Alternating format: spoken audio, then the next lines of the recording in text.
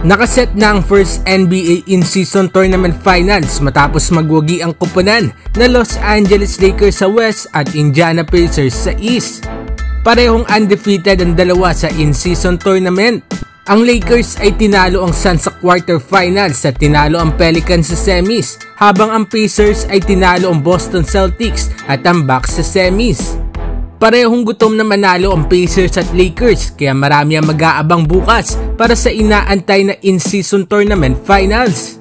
Unang aabangan dito ay ang sagupaan ni Tyrese Haliburton na maganda nga nilalaro ngayon, at itong si LeBron James sa parang hindi natanda. Grabe ngang scoring production ni Tyrese ngayon, samahan pa nga ng double digit na assist per game. Gano'n rin naman itong si LeBron na all-around pa rin ang laruan, at kitang-kita nga ang pagiging agresibo nito sa in-season tournament. Ikalawang aabangan ay ang bench players ng both teams. Dito nga may bentahe ang Lakers dahil malalim nga talaga sa malalim ang roster nga na meron sila. Pero hindi nga nila pwedeng maliitin ang Pacers na mga gutom nga manalo.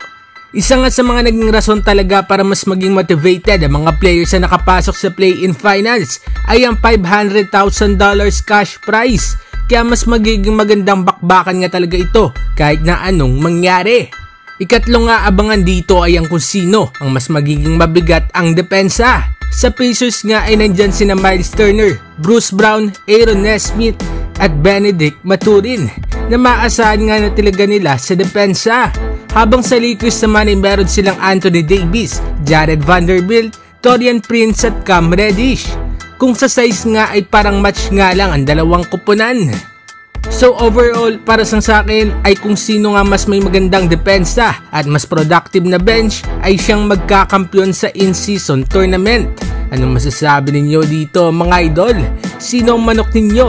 Lakers o Pacers? Magkomenta sa baba at ating babasahin yan. Huwag kakalimutan na mag-like at subscribe para sa iba pang balitang NBA. Maraming salamat po.